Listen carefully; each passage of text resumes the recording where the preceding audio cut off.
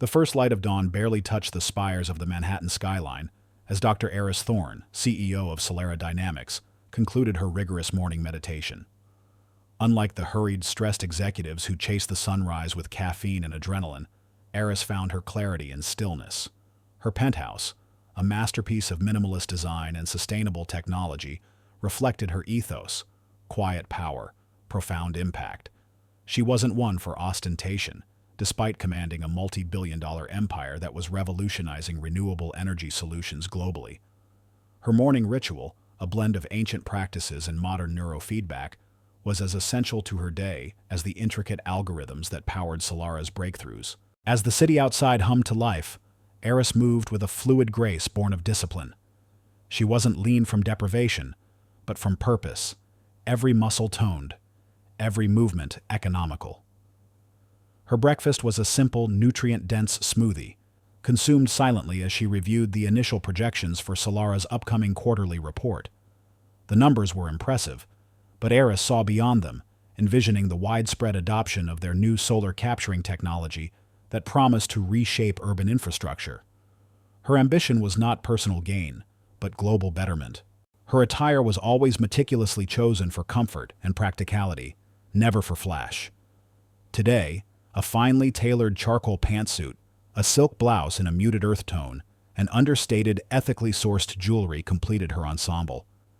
She carried a slim, recycled leather briefcase, within which lay not just her secure tablet, but also a well-worn copy of Maya Angelou's Still I Rise. She valued wisdom gleaned from experience, and her quiet strength was often found in the lessons of those who had navigated the complexities of identity and power before her. She was a woman who understood the silent battles, the invisible weight that often accompanied her skin and her gender in the world of corporate giants. By 7 a.m., Eris was on her way to JFK Airport, choosing discretion over a flashy motorcade. She preferred to observe, to be part of the anonymous rhythm of daily life, before stepping into the spotlight of her executive duties. She found her usual discreet corner in the first-class lounge, sipping a delicate herbal tea, while immersing herself in her book. Her presence, though refined, often went unnoticed by the bustling crowd, a strategic advantage she frequently leveraged. She observed the subtle dance of human interaction, the unspoken power dynamics that played out in miniature dramas around her. Her gaze, calm and perceptive, settled on a nearby scene. A young woman, perhaps just out of college, sat hunched over a laptop, her shoulders tense. Across from her, an older, corpulent male executive, Mark Harrison, spoke loudly into his phone, his voice booming across their small table. He was clearly berating the young woman over a presentation, his voice carrying just enough for Eris to catch snippets of his condescending tone. "Unacceptable, Emily. Amateurish. Do you even know what you're doing? This isn't a sorority bake sale." The young woman, Emily Chen, visibly flinched with each sharp word, her face a mask of determined composure, yet her hands trembled as she clutched a sheaf of papers.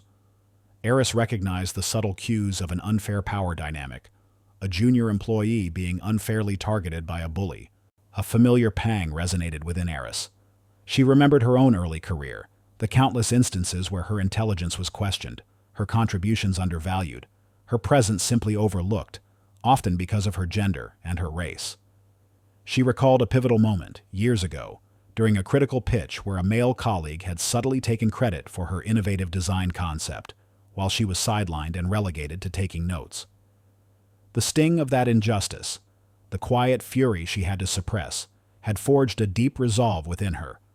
She learned then that true power lay not just in creation, but in the courage to challenge inequity, no matter how small or seemingly insignificant the target.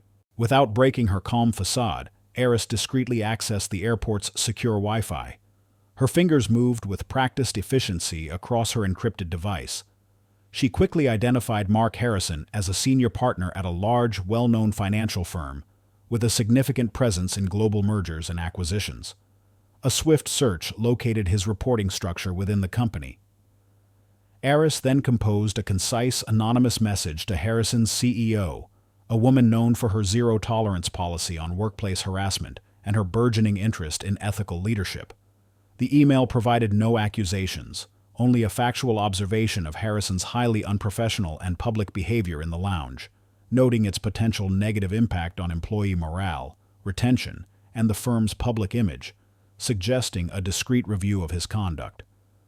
This silent, strategic move was her save the cat moment, a testament to her unwavering commitment to justice, even for strangers. Her phone vibrated with a travel reminder: Flight 412 to Dubai, first class, seat 1A. A critical global energy symposium awaited, where Solara Dynamics was set to unveil a revolutionary new solar capturing technology that promised to reshape urban infrastructure.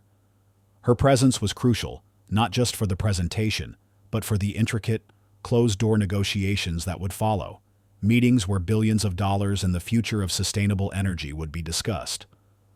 The flight was her last quiet space to finalize her thoughts, to prepare for the monumental week ahead.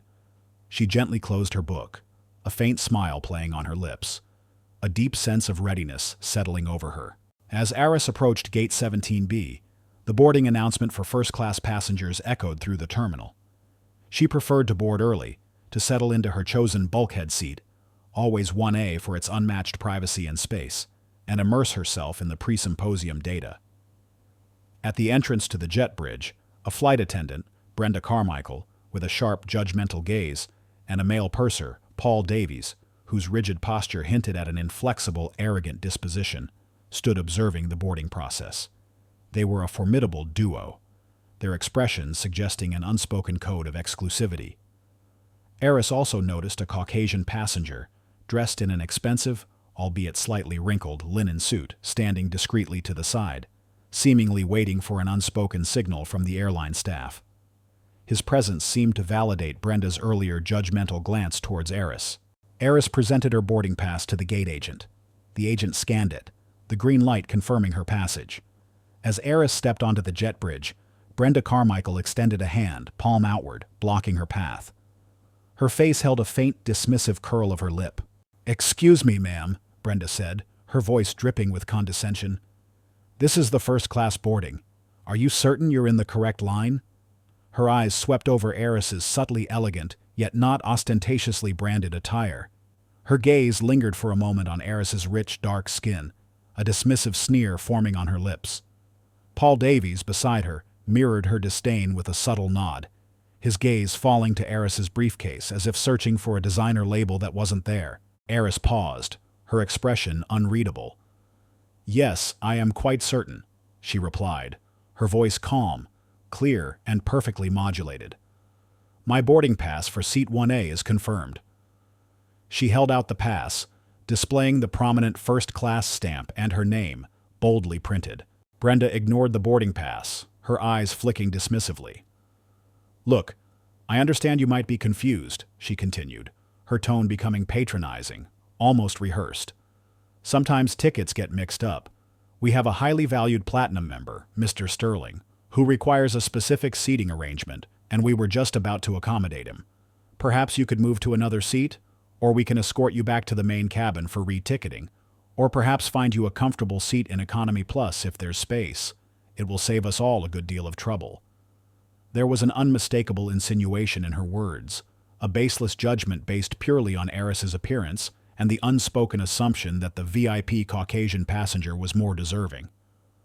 The white passenger, sensing the shift, took a subtle step forward, a smirk beginning to form on his face. Aris's eyes, usually warm and intelligent, hardened imperceptibly. "There is no confusion, and no mix-up on my part," she stated, her voice losing its previous warmth, replaced by a cool, unwavering precision. "My ticket is valid for seat 1A first class. Your insinuation that I do not belong here, based on what appears to be nothing more than your subjective and unprofessional assessment, and your attempt to displace me for another passenger, is deeply concerning.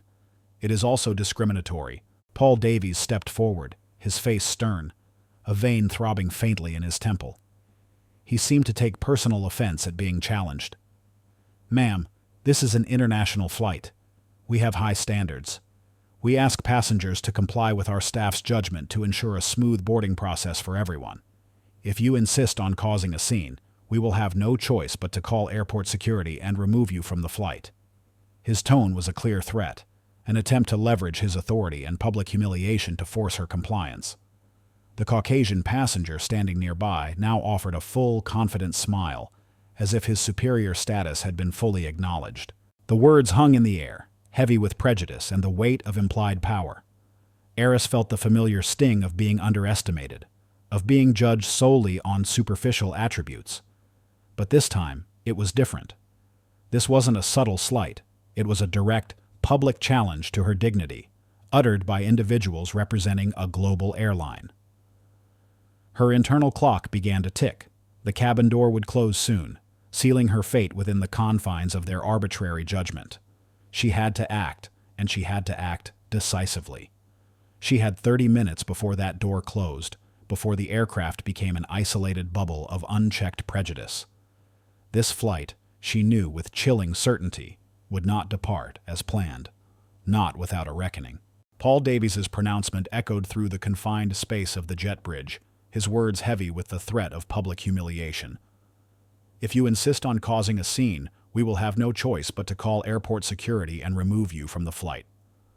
Brenda Carmichael, the flight attendant, offered a thin, vindictive smile, her eyes gleaming with satisfaction. She believed she had Eris cornered, confirming her earlier dismissal of the woman's presence in first class. The Caucasian passenger, sensing his moment, adjusted his suit and stepped closer, a self-satisfied smirk on his face, as if the seat were already his. The murmurs from the rapidly growing line of first-class passengers behind Eris intensified, impatience mixed with curiosity. A few faces registered discomfort, while others simply wanted the delay to end. Eris, however, remained impassive, her gaze unwavering as it met Paul Davies's smug expression. She felt the subtle shift in the air, the collective expectation that she would yield. "Mr. Davies," Eris replied, her voice calm, yet resonating with an unshakable authority that surprised both Paul and Brenda. "Let me be perfectly clear. I am not causing a scene. I am asserting my right to a confirmed ticket for Seat 1A. Your refusal to honor it and your colleagues' thinly veiled discriminatory remarks are what constitute a scene, and a deeply unprofessional one at that." She held out the pass once more, displaying the prominent first-class stamp and her name, Dr. Eris Thorne, boldly printed, a stark, irrefutable piece of evidence against their baseless claims. Paul Davies's face flushed. He wasn't accustomed to such direct, unflinching defiance from a passenger he had attempted to intimidate. His brow furrowed in annoyance. "Ma'am, I am the purser on this flight, and my decision, along with the head flight attendants, is final. This is about ensuring a pleasant environment for our first-class passengers. We reserve the right to refuse service. Now, will you step aside, or do I call security?" He reached for the cabin phone, a theatrical gesture of impending action, trying to regain the upper hand. Brenda nodded, her expression hardening, implicitly confirming their united front. The white passenger, Mr. Sterling, chuckled softly, clearly enjoying the spectacle of someone being put in their place. Eris felt a familiar weariness, a deep-seated frustration that this battle, in various forms, still needed to be fought. Her mind instinctively calculated the impact of a delay, the Dubai Symposium, the multi-billion-dollar contracts hinging on her presence, the global energy initiatives waiting for Solera Dynamics' breakthrough. The pragmatic part of her urged her to simply comply, to resolve this quietly later through corporate channels. It was just a seat, a temporary indignity. But then the quiet resolve that had defined her entire career solidified. This wasn't just about her schedule or personal comfort. This was about something far more fundamental. Dignity. It was about the insidious nature of prejudice, casually wielded by individuals in positions of power. The purser's arrogance, his absolute conviction in his own biased judgment, was the igniting spark. This was a man entrusted with the comfort and safety of hundreds, yet he allowed his personal biases to dictate his professional conduct. It was unacceptable. It was dangerous. The image of Emily Chen, shoulders hunched under the weight of an unfair reprimand in the lounge, flashed through her mind. She had intervened then, quietly. Now, the battle was undeniably her own, and it was playing out on a public stage. To retreat now, to silently accept the downgrade, would be to validate their discriminatory power, to implicitly agree that her worth, her right to be in that seat, was subject to the whims of their prejudice. This was a direct assault on her very being, striking at the core of her belief in fairness and merit. The injustice ignited a powerful, almost primal instinct to confront the prejudice head-on, regardless of the consequences for her immediate schedule.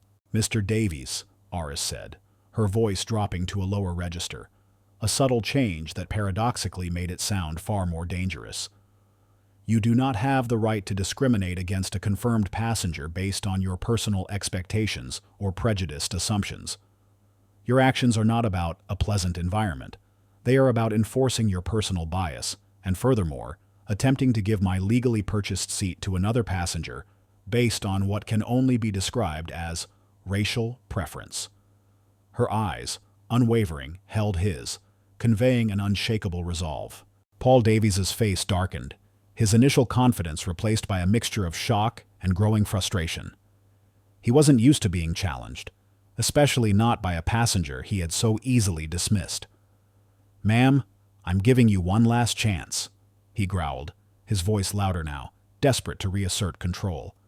"Either you comply, or I will have you removed. This is a security matter now. You are delaying this flight, and I will cite you for obstructing airline operations." He pressed the call button on the cabin phone, his finger lingering there. "Ground control, this is Flight 412. We have a non-compliant passenger on the jet bridge, requesting immediate security assistance at Gate 17B. He spoke into the receiver, his voice tight with barely suppressed fury and a rising note of panic. He then glared at Aris. "They'll be here in minutes, ma'am. You've made your choice." Aris simply nodded. She knew the clock was ticking. 30 minutes. That's how long they had until the cabin door was sealed, until the aircraft became a sealed environment under the pursers, and ultimately the pilot's sole jurisdiction. She had to act, and she had to act decisively, before that door closed. Her quiet world had been irrevocably shattered, and she understood, with chilling clarity, that this situation demanded an immediate, impactful response. She would not allow this flight to leave as planned, not with such blatant injustice festering at its heart. The hum of the jet engines, a promise of departure just moments ago, now sounded like a countdown. A few passengers behind Aris began to vocalize their frustration. "What's the holdup?" one man grumbled, checking his watch. "I'm going to miss my connection." Another woman, her voice laced with quiet sympathy, said to her companion, "She looks like she has a valid ticket.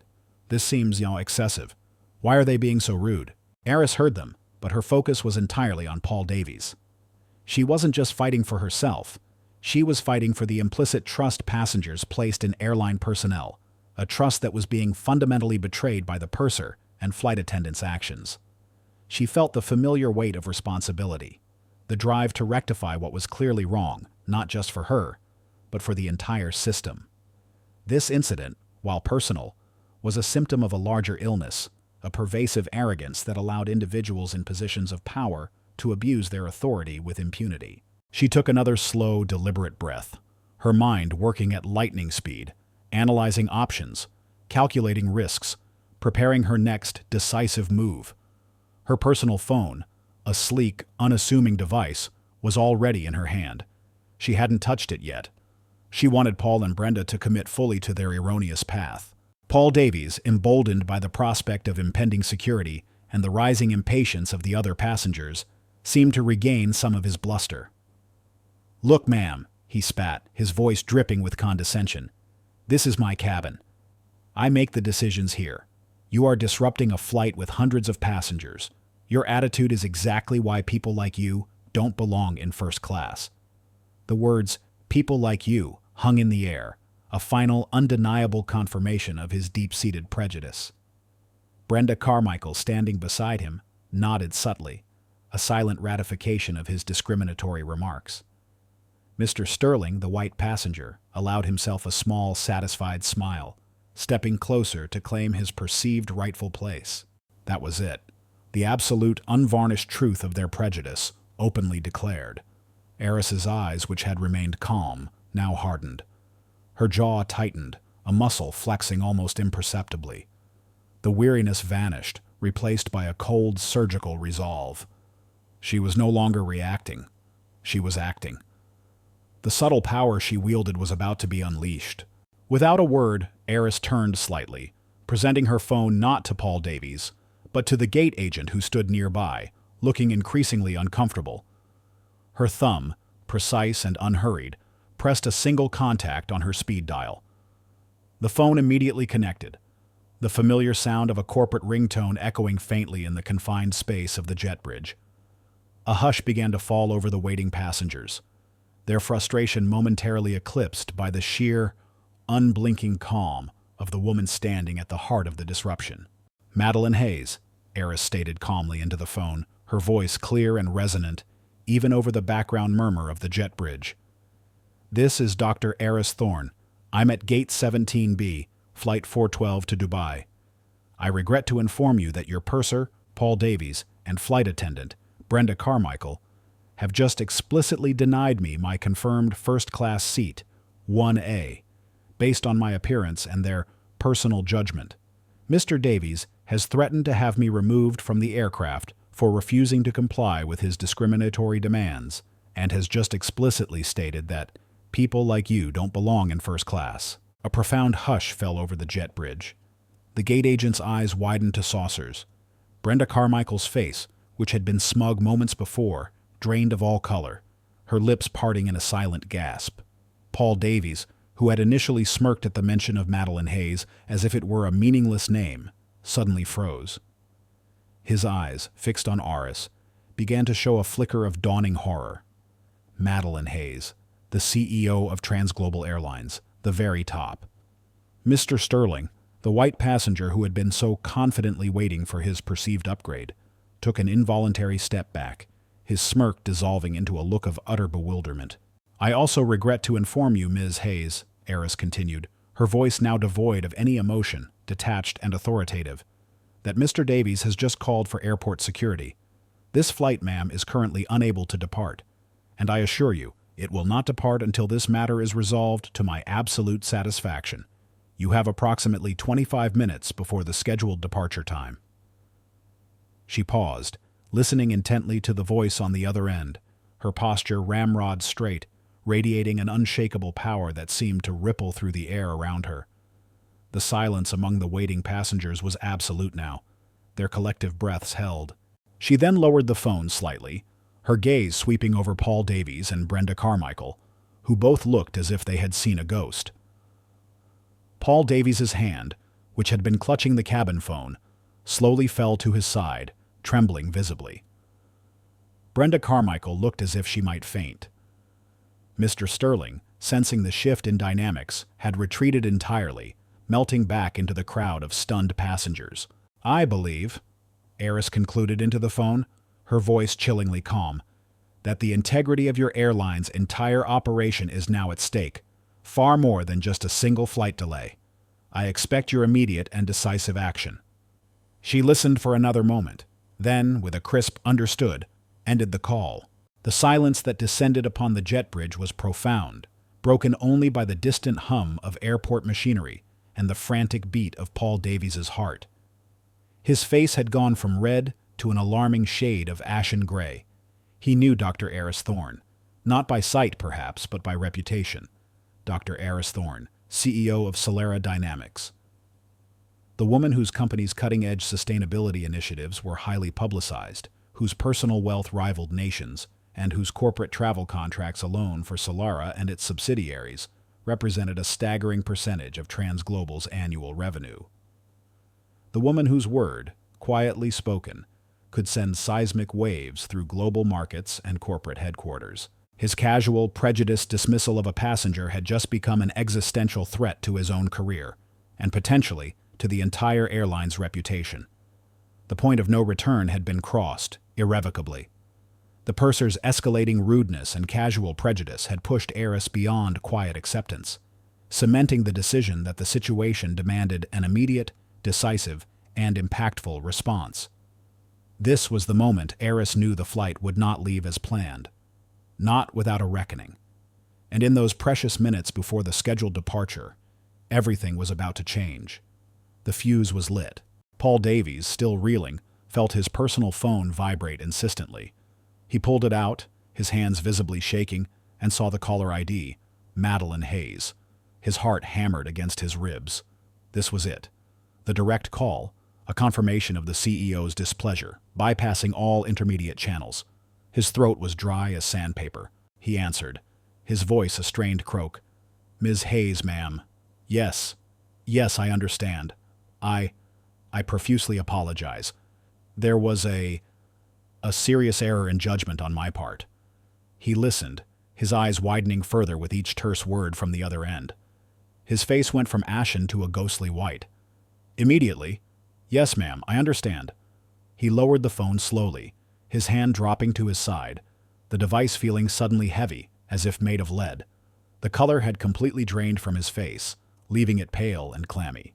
His shoulders slumped, his posture collapsing under the weight of his own disastrous mistakes. He looked at Aris, then at Brenda, then at the stunned faces of the other passengers, who now stared at him with a mixture of pity and horrified fascination. His voice, when it came, was barely audible, filled with a crushing defeat. "Dr. Thorne," he began, addressing Aris directly, his gaze now completely humbled. "Ms. Hayes has informed me that, effective immediately, I am relieved of my duties. I am no longer the purser on this aircraft." He paused, taking a ragged breath, the confession tearing through his shattered pride. "And Ms. Carmichael," he turned to Brenda, his voice flat, devoid of its earlier disdain, "you are also suspended, pending a full internal review that Ms. Hayes assures me will result in your immediate termination." A collective gasp swept through the jet bridge. Passengers exchanged wide-eyed glances. Sarah Jenkins, the marketing professional who had witnessed the entire humiliating exchange, felt a surge of grim satisfaction, followed by profound awe. She knew Aris Thorne by reputation, but to see such power wielded with such quiet, surgical precision was something else entirely.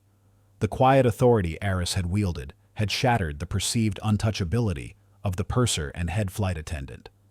His casual, prejudiced dismissal of a passenger had just become an existential threat to his own career, and potentially to the entire airline's reputation. The revelation of Aris's true identity had not merely shamed her antagonists, it had utterly dismantled their professional lives, not with shouts or threats, but with a few calm, authoritative words and a single phone call. The power of Aris Thorne, usually unseen, was now undeniably, spectacularly unveiled. This was the core of the initial confrontation. Aris had been forced to reveal her formidable influence, not out of vanity, but out of necessity, to protect her dignity and to ensure that blatant prejudice did not go unchallenged. The purser and flight attendant had faced the immediate and crushing consequences of their arrogance. The stage was now set, not just for a flight, but for an unprecedented display of power and a battle for the very soul of the airline. The flight, though grounded, was about to become the most important lesson transglobal airlines had ever learned. The gate agent, a young woman who had silently borne witness to the entire unfolding drama, now looked utterly bewildered. Her hands trembled slightly as she tried to comprehend the sudden dramatic shift in power dynamics. She had seen unruly passengers, even minor incidents of discrimination, but never anything of this magnitude, orchestrated with such quiet, surgical precision. The realization that the unassuming woman in front of her was not just a passenger, but the Dr. Aris Thorne, resonated deeply. Paul Davies, stripped of his authority, stood rooted to the spot, his face a canvas of despair. He looked utterly lost, like a man who had suddenly woken to find himself adrift at sea without a compass.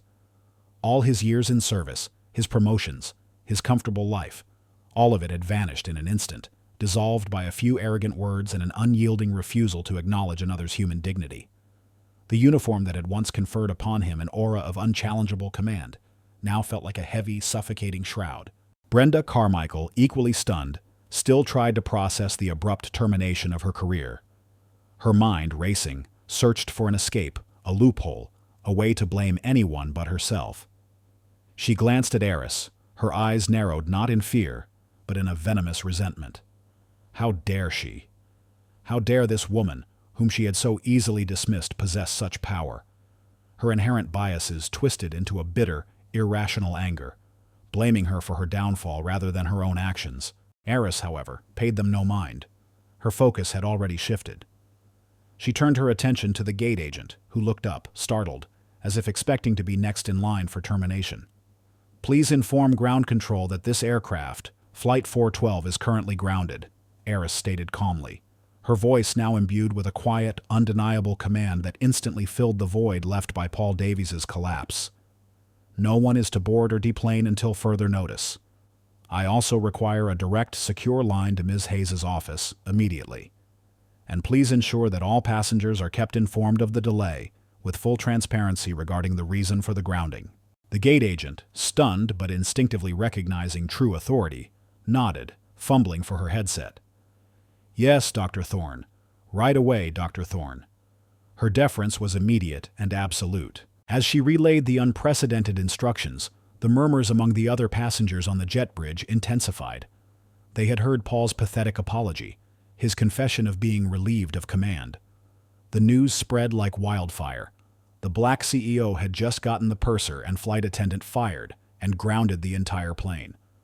There was a mix of shock, a few disgruntled groans about the delay, but overwhelmingly, a quiet sense of vindication, particularly from those who had witnessed the blatant prejudice. Sarah Jenkins, standing a few feet back, offered Eris a small, respectful nod, a silent acknowledgement of her righteous, decisive action. Eris stepped fully into the first-class cabin, her presence filling the space. The other flight attendants, initially confused, quickly sensed the shift in authority. They moved with a newfound deference, their eyes flicking nervously towards the now inert Paul Davies and the visibly distraught Brenda Carmichael still lingering at the entrance. Within moments, a flurry of activity erupted around the aircraft. Ground crew members, initially puzzled by the sudden halt in boarding, began to communicate frantically. Airport security, called by Paul Davies, arrived at the gate, only to find the purser himself, looking utterly defeated, and a calm, commanding Dr. Eris Thorne. The security personnel, recognizing the gravity of a grounded plane, wisely deferred to the direct line being established to the airline's CEO. Eris stood at the front of the first-class cabin, her gaze sweeping over the empty seats that were meant to be filled, and then back towards the jet bridge where the drama had unfolded. The air was still thick with the residue of prejudice and arrogance, but Eris had effectively excised the source. The purser and flight attendants' blatant acts of discrimination, their casual abuse of power, had not only cost them their jobs, but had momentarily halted the complex machinery of a global airline. It was a stark, undeniable demonstration of the consequences of prejudice when confronted by unwavering, principled authority. The flight, though grounded, was about to become the most important lesson trans-global airlines had ever learned. The immediate aftermath of Dr. Eris Thorne's decisive actions plunged the jet bridge and the first-class cabin into a surreal stasis. Paul Davies stood frozen, a figure of utter defeat, his face a roadmap of dawning despair. Brenda Carmichael, caught in the undertow of his spectacular fall, writhed silently in her own fury and fear. The air, thick with unspoken questions and the scent of human error, vibrated with an unnatural stillness.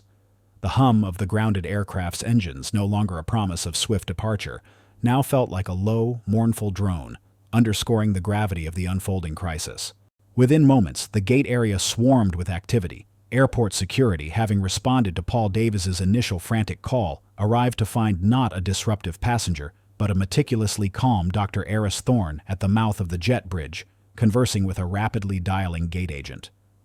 The security team, accustomed to resolving petty squabbles, quickly grasped the unprecedented nature of the situation. When the gate agent, voice trembling, explained that the aircraft was grounded by direct order of Ms. Hayes's office, they understood the unspoken hierarchy. An order from the CEO's office bypassed all standard protocols. Their role was no longer to remove a passenger, but to ensure the perimeter, a silent acknowledgement of the unseen power now at play. Meanwhile, inside the first-class cabin, the other flight attendants moved with an almost comical deference. They offered hushed apologies to the few early boarders, their eyes darting nervously towards Eris, who stood quietly by seat 1A, her presence filling the space with an unyielding authority. No one dared to question her. The power vacuum left by Paul Davies's immediate removal had been filled not by an airline official, but by the very woman who had engineered their downfall. The true arena for Eris's ultimate test was the aircraft itself, transformed from a vessel of passage into a symbolic battlefield.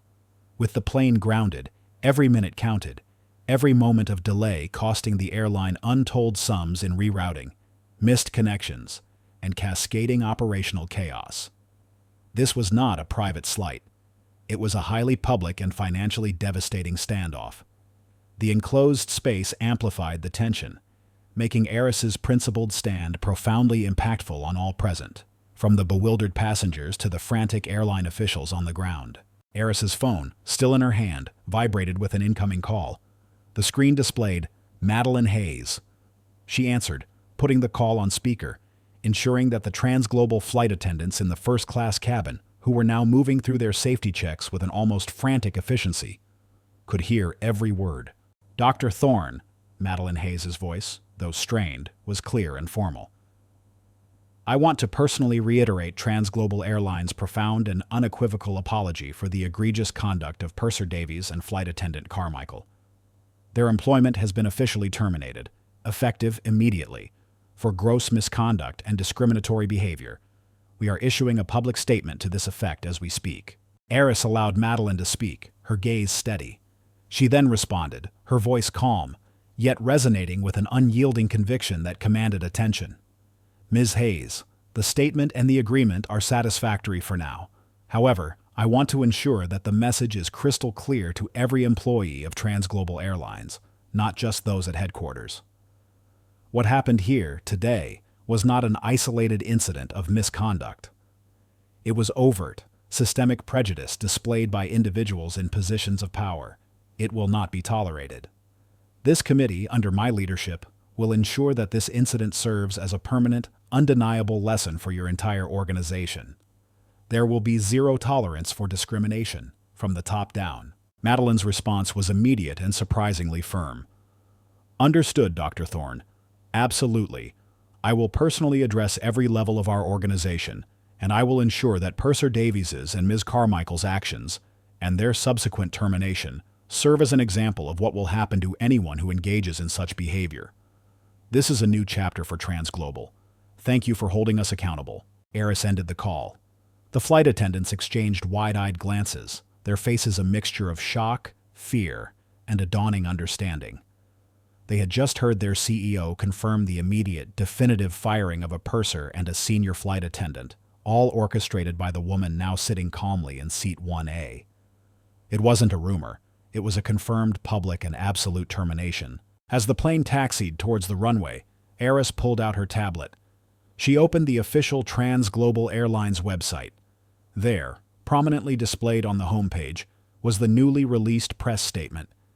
It was a stark, unapologetic admission of guilt, detailing the incident, confirming the terminations, and outlining the sweeping reforms to come, all under the direct oversight of Dr. Eris Thorne. She briefly showed the screen to a flight attendant passing by, whose face paled as she read the damning words. This wasn't just vindication. It was a public reckoning. Then, she felt it. The subtle shift in the cabin's atmosphere. The initial annoyance from other passengers had morphed into quiet curiosity during the confrontation, then to stunned silence as they witnessed the purser's downfall. Now, as the plane gained speed down the runway, there was a palpable sense of awe, even admiration. People began to turn in their seats, casting discreet, respectful glances towards Eris. A few offered small, almost imperceptible nods. Sarah Jenkins, from her seat a few rows back, caught her eye and offered a warm, genuine smile, her eyes conveying a depth of respect that transcended mere professional admiration. The purser and flight attendants' reactions were devastatingly final. As the plane began its ascent, lifting away from the tarmac, Paul Davies was being escorted off the jet bridge by airport security, his uniform jacket removed, his career irrevocably ended. Brenda Carmichael, clinging to the last shreds of her dignity, was also led away, her pleas falling on deaf ears. Their professional lives had been publicly, spectacularly destroyed, and the reason was clear. Their blatant prejudice, unmasked by Dr. Eris Thorne's unyielding demand for justice. The moment the wheels lifted off the ground, Eris closed her eyes for a brief second. She felt the rumble of the engines, the sensation of upward motion, and a profound sense of catharsis. She had not only secured her rightful seat, not only grounded a plane, not only gotten a discriminatory purser and flight attendant fired on the spot, but she had leveraged that raw, immediate power to force a global corporation to confront its deepest biases. The truth, unassailable and undeniable, had prevailed. The moment Eris's phone call ended, a palpable shift occurred on the jet bridge. Paul Davies, now merely a man stripped of his uniform's authority, stood slumped, his face a mask of defeat. Brenda Carmichael, though officially suspended, still lingered, her eyes darting like a trapped animal between the departing back of Paul Davies and the unyielding figure of Eris. The other flight attendants in the first-class cabin, who had been witness to the entire unbelievable exchange, now moved with a new, almost frantic efficiency, their faces mirroring the tension of the grounded aircraft. They knew the CEO had directly intervened. They knew a precedent had been set. The true arena for Eris's ultimate test wasn't the jet bridge anymore. It was the entire global operation of Transglobal Airlines. Every minute, Flight 412 remained stationary at Gate 17B. Millions of dollars bled from the airline. Connecting flights across continents were missed, cascading delays rippled through their intricate network, and the precious slots for takeoff and landing at congested international airports slipped away. The pressure on Madeline Hayes was immense, a financial hammer poised to strike. Eris remained steadfast. She did not board the plane. She stood calmly at the entrance to the first-class cabin, her presence a silent, immovable anchor against the rising tide of corporate anxiety. Her phone vibrated again, a call from Madeline Hayes. This time, Eris did not put it on speaker. This was the negotiation, the final terms, a private conversation that would determine the full scope of the airline's atonement. Dr. Thorne, Madeline's voice, though still formal, now carried an undeniable note of urgency, almost desperation. The terminations are done. Paul Davies and Brenda Carmichael have been escorted off the premises, their access revoked.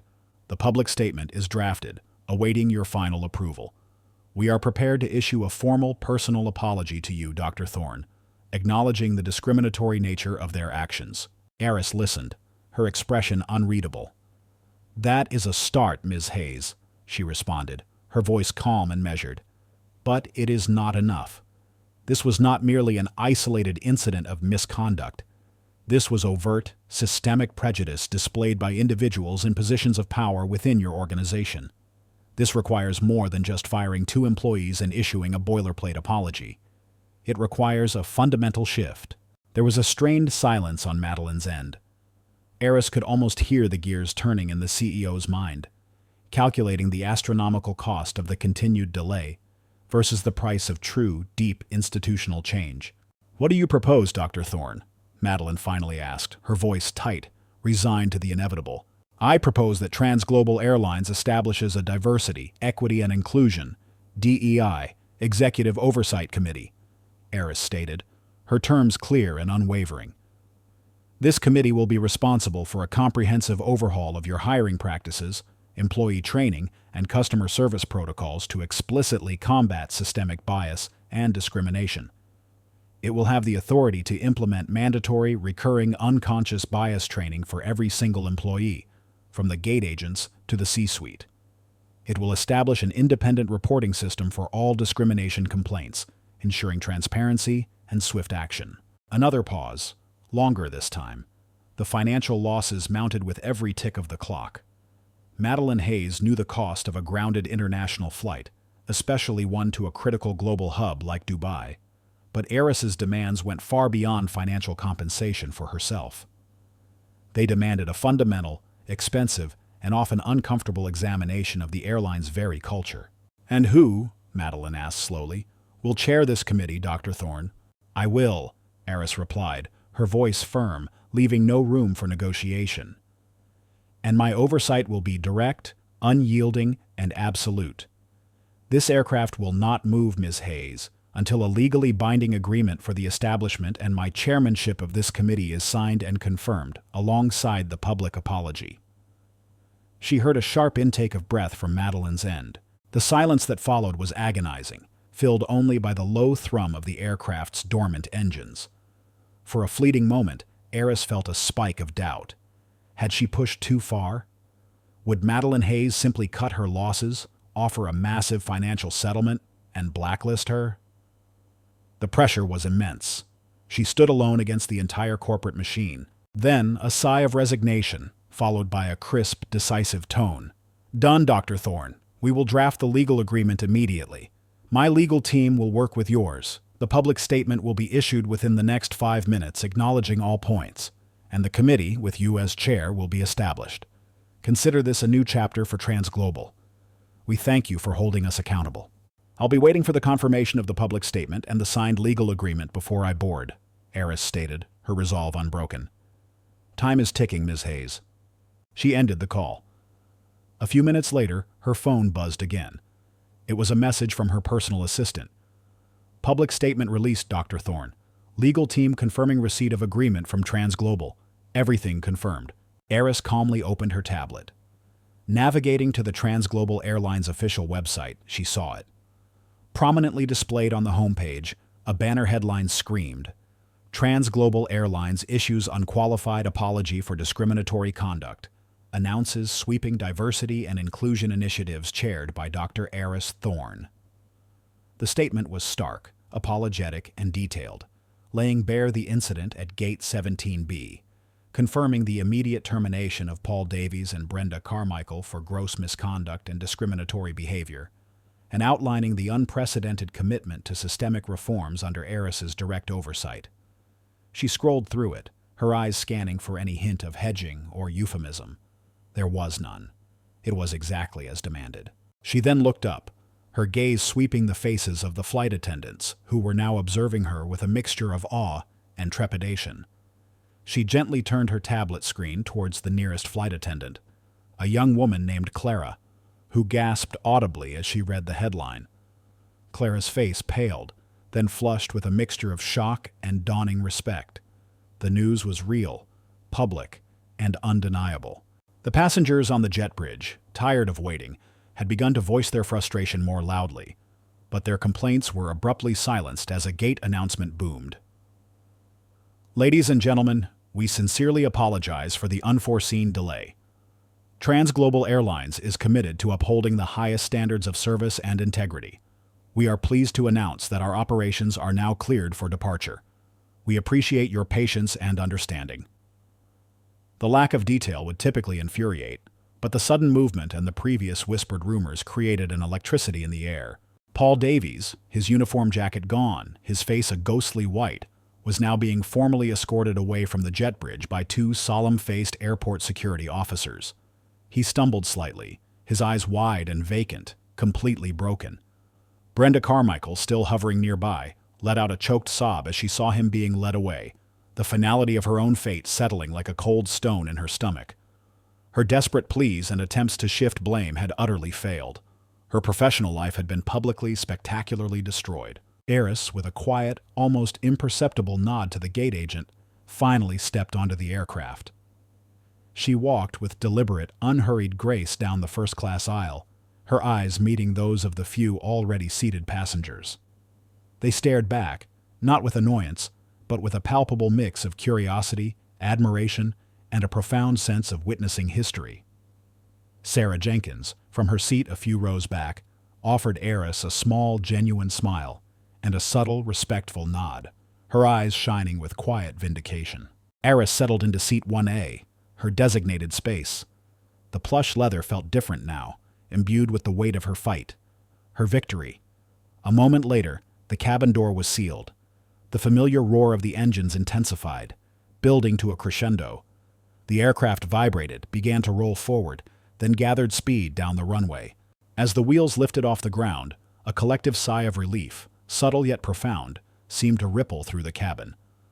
Eris closed her eyes for a brief second, feeling the sensation of upward motion, a profound sense of catharsis washing over her. She had secured her rightful seat, grounded a flight, ensured the immediate termination of discriminatory employees, and, most significantly, leveraged that raw, immediate power to force a global corporation to confront its deepest biases and commit to a future of true equity. The truth, unassailable and undeniable, had prevailed. This was not just a flight taking off. It was a new chapter, forged in fire, ascending towards a more just horizon. The moment Flight 412 lifted off, a profound silence settled in the first-class cabin, different from the earlier tension.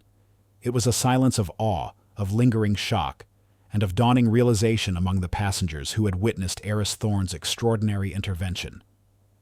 The flight attendants moved with a hushed reverence, their every action imbued with a newfound respect for the woman in 1A. They had seen the true face of power that day, wielded not with aggression, but with calm, unyielding principle. For Paul Davies and Brenda Carmichael, the descent from their positions of perceived authority was swift and absolute. As Flight 412 ascended into the vast sky, their professional lives plummeted. Paul, disoriented and numb, was formally processed by airport security, his credentials confiscated. The immediate public statement released by Transglobal, explicitly naming him and Brenda, became viral within hours. Social media exploded with the story, the black CEO who grounded an entire airline. His face, once set in rigid arrogance, was now a public image of disgrace. He would never work in the airline industry again, a pariah whose name was synonymous with career suicide due to prejudice. The very system he had relied upon to assert his biased authority had, in an instant, utterly consumed him. He faced not only professional ruin, but also the very real possibility of legal action, given the public nature of Eris's claims and Transglobal's unprecedented response. Brenda Carmichael's fate was equally grim. Her suspension pending full internal review was a mere formality. The review, aggressively pursued by Transglobal's legal team under the newly enforced oversight, unearthed a disturbing pattern of previous complaints against her, often dismissed or downplayed by complicit management. Her casual disdain, now amplified by the public scandal, painted a clear picture of ingrained prejudice. She was terminated within 24 hours, her professional license revoked. Like Paul, she found herself an outcast in an industry that now, under the terrifying shadow of Dr. Thorne, had zero tolerance for discrimination. The comfortable life she had built on perceived privilege evaporated, leaving behind only the bitter taste of regret and the cold reality of unemployment. Their fall was a stark, unyielding lesson, not just for them, but for every employee in the vast Transglobal network. Back in the sky, in the cocoon of first class, Eris allowed herself a moment of quiet reflection. The catharsis was real, a deep sense of satisfaction that permeated her being. Yet her victory was not born of vengeance. It was a firm, uncompromising assertion of dignity and justice, not just for herself, but for all who might face similar indignities. Her internal conflict between seeking peace and fighting injustice had been resolved. The two, she now understood, were inextricably linked. True peace could only be found where justice resided. After a few hours into the flight, Eris's personal assistant, Sarah, who had taken over Emily Chen's former role after Emily's impressive performance and genuine connection with Eris, sent a secure message to her tablet. Dr. Thorne, Ms. Hayes is requesting a follow-up call at your convenience. She also mentioned the legal team is preparing the draft framework for the DEI committee as we speak. Eris nodded to herself, a faint smile touching her lips. The gears of change were already turning. Upon landing in Dubai, Eris received a formal, handwritten apology from Madeline Hayes, delivered by a high-ranking Transglobal executive waiting at the gate. It was comprehensive, genuine, and deeply remorseful, acknowledging the severe lapse in judgment and promising unwavering commitment to the reforms.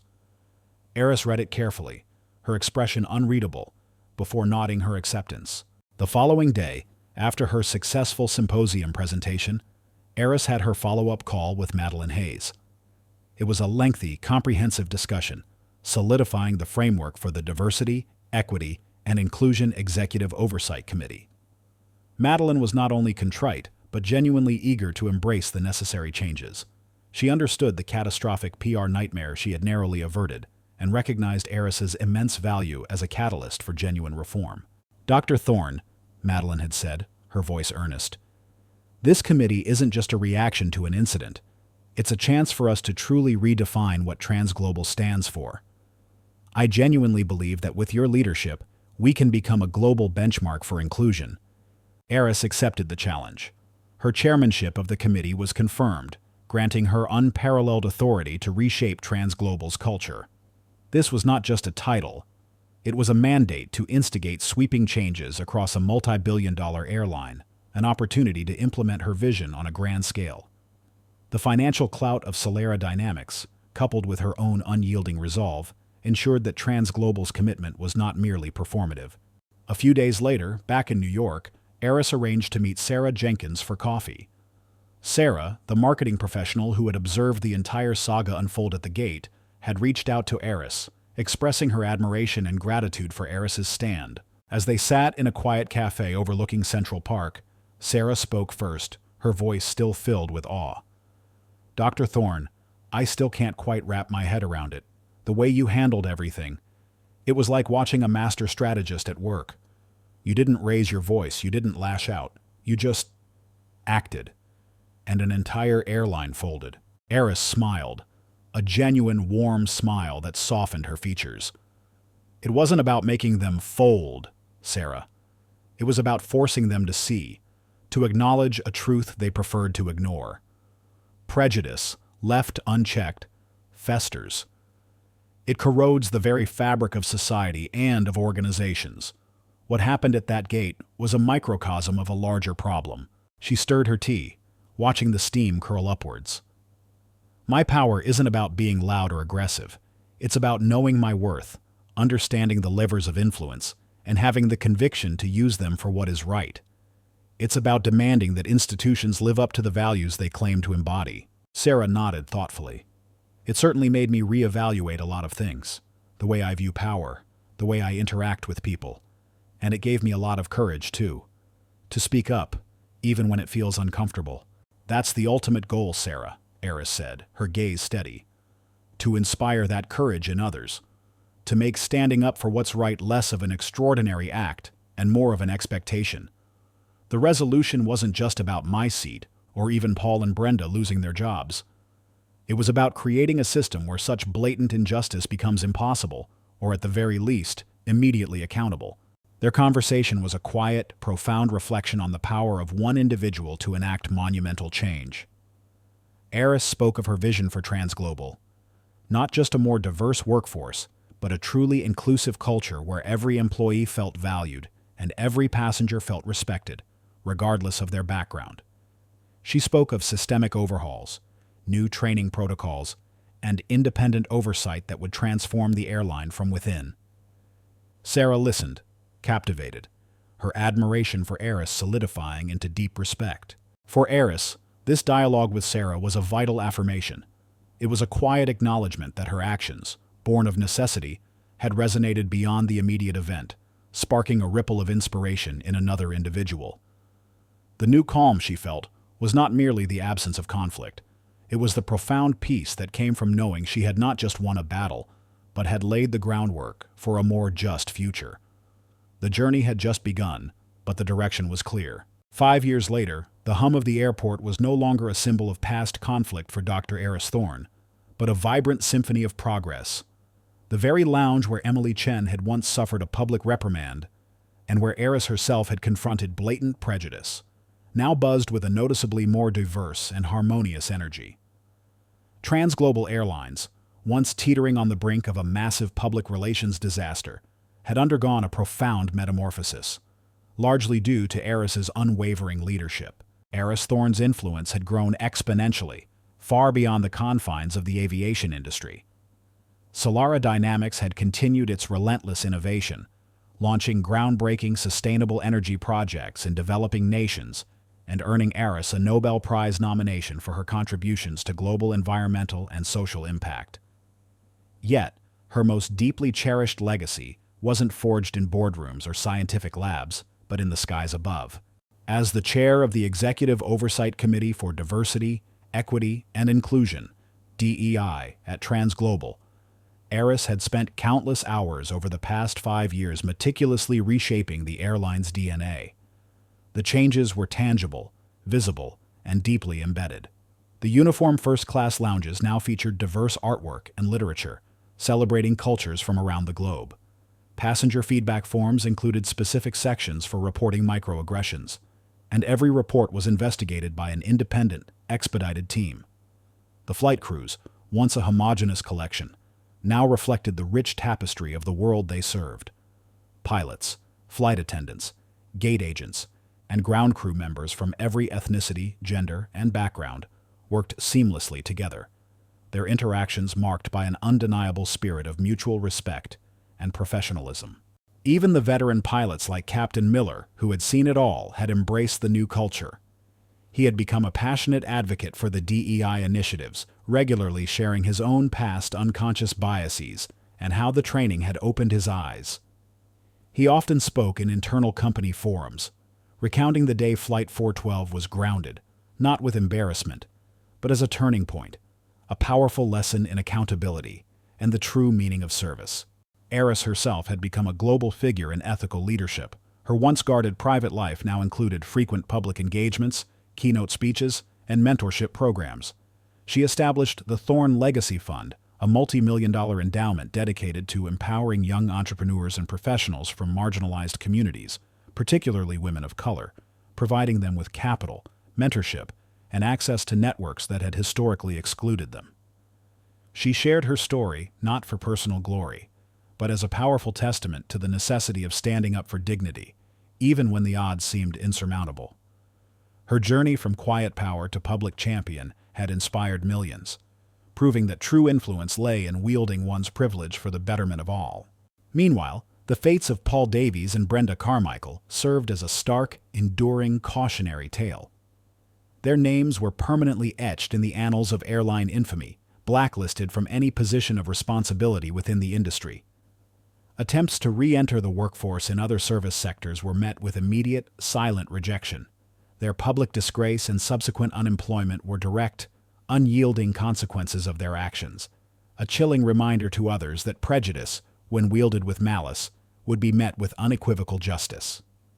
The silence surrounding their professional demise was louder than any public condemnation, a definitive end to careers built on the very prejudices Eris had worked to dismantle. One serene afternoon, Eris found herself waiting for a connecting flight on Transglobal, her destination a remote village in Senegal where Solara Dynamics was installing a new solar microgrid.